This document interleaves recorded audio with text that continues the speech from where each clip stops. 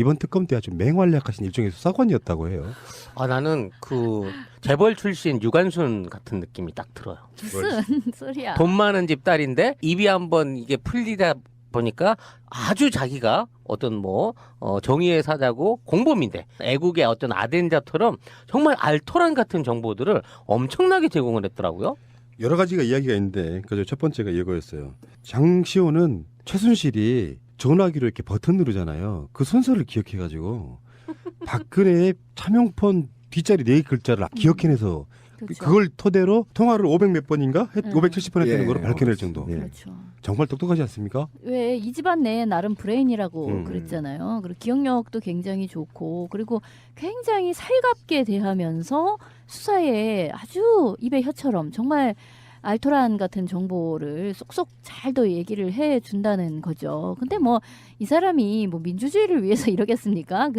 뭐 그렇지. 자기도 이제 이 국면에서 살아나갈 이제 국리를 하느라 그런 것이고 사실 최순실로부터 받았던 개인적인 압박 같은 것이 있었다는 거죠. 그렇지. 예. 둘이 경쟁 관계였던 것 같아. 뭔가 어느 면에서. 그럴 수 있지. 뭐 경쟁 싫은 이모, 내지는 싫은 이모. 이런 느낌. 자기를 뭐 이제 뭐 뺨을 때렸다라는 얘기도 있고 하는 등등. 그러니까 그 이모의 유세가 싫고 자기가 그거에 명령을 하달받는 위치에 놓이는 것이 싫었던 사람으로 원래 조폭 영화 뭐 느와르물에 보면 이렇게 누가 누구 등다리에 칼을 꽂는가라는 것을 보면 결국은 이렇게 그냥 별거 아니라고 생각했던 자기 꼬봉의 칼에 항상 등다리를 맞게 되잖아요. 비유가 너무 좋아. 그러니까 그런 거라고 생각이 드는데 참 이 사람은 재밌는 캐릭터이긴 한 것 같아요. 그때도 청문회장에서 나왔을 때 저도 보고 싶었습니다. 뭐 이런 식의 대답을 받아친다든가 또 굉장히 차분하고 어떤 정말 무슨 지진이 일어나도 그 속에서 두더지랑 같이 꿀밤을 까먹으면서 살 것 같은 그런 아주 기막힌 그 생존력을 가진 사람이다라는 생각이 들어요. 저는 이제 개인적으로 장시호 개인적으로 같은 조카임에도 불구하고 또는 굉장히 정유라보다도 두뇌가 있음에도 불구하고 최순실 패밀리 내부에서 그 능력을 다 인정받지 못한 거에 대한 어쨌든 질투심이 좀 있다고 보는 것이고 그다음에 그것과 관련해서 이 사람이 지금 특검에서 어쨌든 엄청 많이 도와준 거 아닙니까? 그런데 그것뿐만 아니라 특검과 같이 조사받다가 아이스크림을 먹고 냉장고에 보관해서 다음에 와서 먹을게요라고 이렇게 장난을 치거나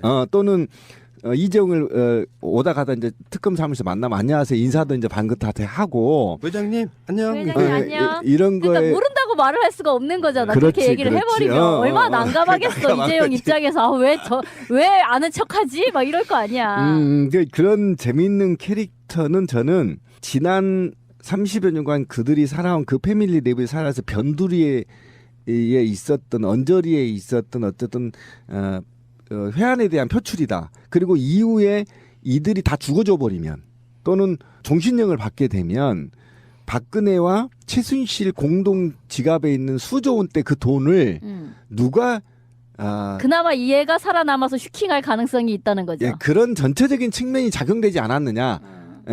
그런 저는 예상을 좀 해서 그게 굉장히 캐릭터가 괜찮은 맞아요. 왜냐면 얘는 그 굉장히 치밀한 인간인 거야. 왜냐면 안 알려주려고 했던 거 아니야. 직접적으로 번호를 안 알려주려고 했는데 번호를 투고 외운 거고 얘가 뽑아냈다는 서류나 이런 것들이 웬만한 집착이나 작정을 하지 않고는 심지어 들고 다니는 그 2천만 원짜리 가방 안에서 그 서류를 뺏어가지고 도찰을 한 것도 주변 사람들이 말리는데도 불구하고 그런 스파이 같은 짓을 하면서 이 언젠간 나이가 이게 크게 쓸 일 있을 그렇지. 거야라는 보험용으로 키핑을 해놓고 대비를 있었던 했다는 거야. 그러니까 얘는 야 언젠가 일 터진다.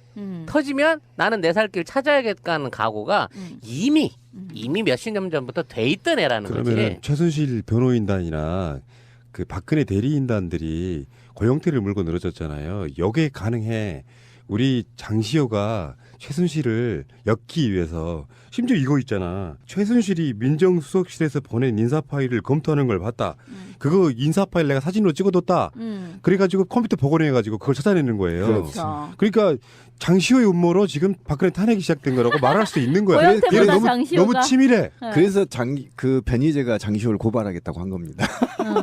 그리고 뭐 급하게 이모 짐을 쌌는데 그 안에 제2의 태블릿 PC가 있다. 이제 이런 거를 기억을 해낸다든지 하여튼 뭐 열일하고 있는 거죠. 이 그러니까 사람이. 그 국회 청문회를 가보면요, 굉장히 청문회장이 엄숙합니다. 그리고 대한민국에 배울 만큼 배우고 날고 긴다는 놈들, 또는 말로는 먹고 누구한테 안 진다는 놈들이 열 몇 명이 앉아 있는데 그 청문회 나가보면 굉장히 쫄리거든요. 처음에는. 근데 거기 가서 안민석 의원이 얘기하니까 저도 보고 싶었습니다. 이렇게 웃으면서 얘기할 수 있다는 건 내공이 굉장히 강하다는 사람이에요. 굉장히 준비돼 있거든요. 쉽지 않은 인간인 거지 사실. 오히려 내공이 강해서 준비됐다. 내가 얼마를 샀든 그 이후에는 내가 내 세상 한번 만들어 볼게.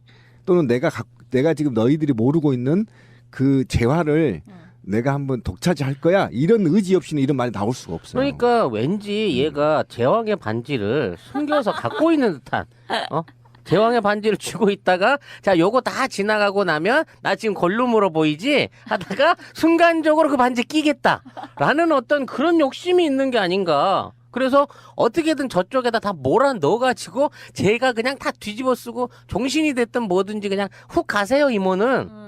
그리고 저 삼성동 이모도 같이 가세요. 대신 나머지는 내가 잘 관리해드릴게. 응? 이런 거지. 근데 뒤에 그 의도는 일단 빼고 이야기해야 선수해 보이는데. 어떻게 걔를 순수하다고 볼 수가 있어. 아니 근데 모양새는 그런 느낌이잖아. 그렇죠. 한편이었던 자기 부하가 보스를 칼로 찌르면서 가십시오. 제가 제대로 보내드리겠습니다. 딱 그 느낌이라서 사실은 그 속에 들어있는 비수는 어떤 의도 때문인지는 모르지만 굉장히 무서운 건데 결론적으로 말하면 장시호 없었으면 수사 못할 뻔했다. 그렇죠. 그러니까 웃선을 담글 때 목적이 뭐 있어? 내가 1인자 되는 거지. 이렇게 적극적인 피의자는요, 법정에서 고려가 됩니다. 그래서 굉장히 형량이 짧아요. 근데 뭐 원래 폴리 바기에닝이라고 하잖아요. 그 제도는 우리나라에는 없는데 그래도 어쨌든 참작은 되지. 예, 이 수사에 적극적으로 이렇게 협조를 한 사람은 좀 약간 매우 죄를 반성하고 있다. 검찰이 어. 공소장에서부터 봐주는 듯한 뉘앙스로 이야기를 그렇죠. 하죠. 그럼요. 예, 좀 네. 까질 수 있는 거지 사실.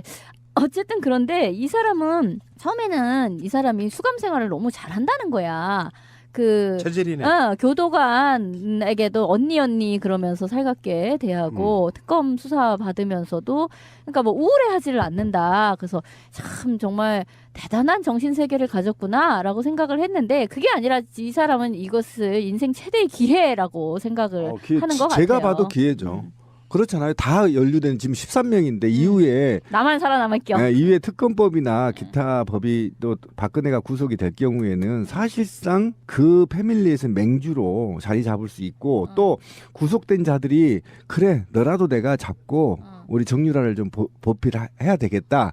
그러면 이제 어느 정도 쇼부가 들어오겠죠. 그렇게 되면 정유라 좀 봐달라.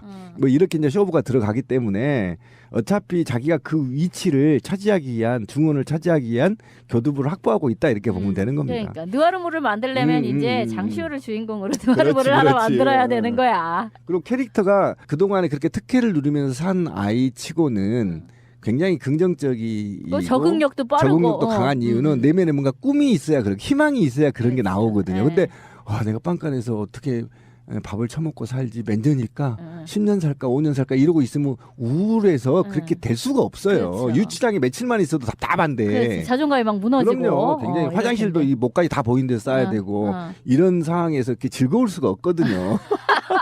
난 꿈이 있다고. 그래서 그 꿈을 향해 지금 고통을 감내하는 거다. 그렇죠. 이렇게 보시면 되는 거죠. 근데 어쨌든 장시호 때문에 굉장히 특검이 탄력을 받았고 굉장히 저는 괜찮은 캐릭터다. 변희재 고소고발과 관련해서 잘 극복하길 오히려.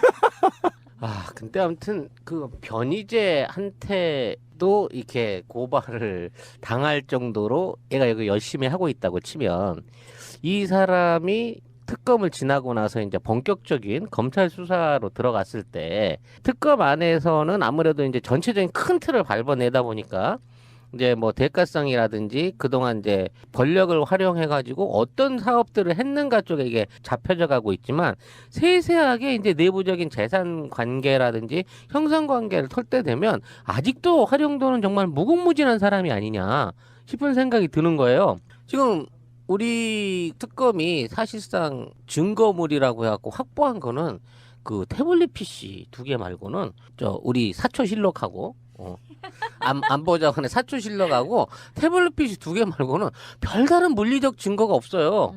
제일 맛깔스러운 증거는 청와대 서버는 지금 건드려 보지도 못하고 있잖아.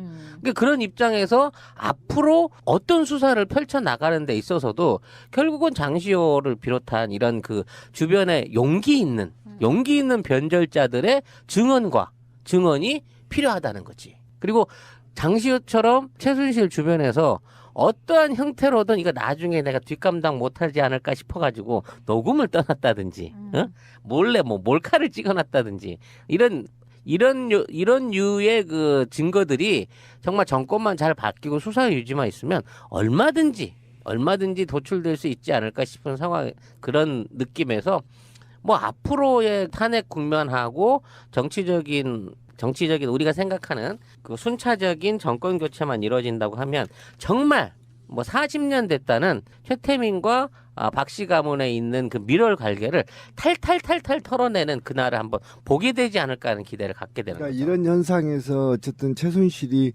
그러면 장시호 네가 갖고 있는 재산 나한테 다 돌려놔. 이제 이 정도로 이제 쇼를 하는 건데 저는 혹시 이것도 하나의 큰 드라마 플랜이 아닌가라는 생각이 들어요. 그러니까 누군가는 이 일을 같이 가담했던 사람들이 이후에 뒤처리를 해야 되는데 그 뒤처리를 할 사람이 멍청한 박근혜보다는 장시호가 훨씬 효과적일 거라고 봤을 수도 있어요. 예를 들면 장시호가 정치인들과 특검과 관계자들 대기업들과 이런 우호적인 인상을 남김으로 인해서 사전에 출소해서 로비리스트로 활동할 수도 있고요. 구속자들 석방시키는 로비리스트로 할 수도 있고 또 정치인들한테 우호적인 걸 통해서 사면 역할을 할 수도 있고 이후에 이 최순실 패밀리 부패 세력들이 연루된 사람들 중에 한두 명 정도는 국민적인 굉장히 분노를 상쇄시키는 사람의 캐릭터를 하나 만들어서 이들이 이후에 뒤처리를 할 수 있는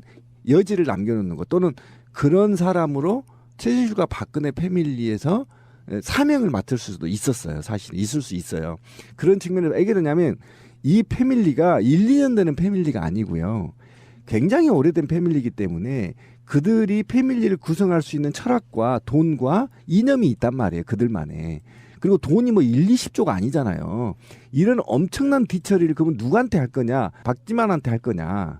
그럼 제3의 인물한 뭐 할 수가 없는 거잖아요. 완전하게 범죄를 같이 저지른 사람 중에 한 명을 이미지를 순화시켜서 남겨놓은 상태에서 뒤처리를 하게끔 할 수 있는 역할 분담이 있을 수도 있다.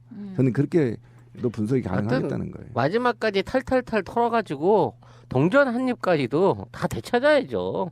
이렇게 부정한 권력에 기대서 부정부패를 통해서 만들어낸 재산은 반드시 환수되고 국민에게 돌아갈 것이고 연계된 관계자들은 다 처벌을 받는다라는 선례를 남겨줘야 이제 우리 대한민국 안에서 이런 그 비리에 대한 구세대적인 관행들이 척결이 될 수 있지. 이거 살아남으면요 가면 갈수록 커져요. 우리나라에서 지금 뭐 얼마요? 700조요? 800조라고 하죠. 800조. 700조가 남는 비자금을 기업이 갖고 있고 해외에 뭐 1000조가 넘는 돈들이 한국 돈이 나가서 그 예금주가 한국 사람일 수 있고 또 우리나라 안에서 대통령하고 한 3년 해먹어 버리는데 수천억씩 해먹을 수 있을 만한 정치적인 비리 구조가 이렇게 존재한다는 사실 우리가 어떻게 감히 상상이나 했었냐고. 그러니까 어쨌든 회의 비자금 그리고 박정희 비자금 환수에 관한 특별법이 만들어지지 않는 이상은 저는 사실상 불가능하다고 보거든요. 그러니까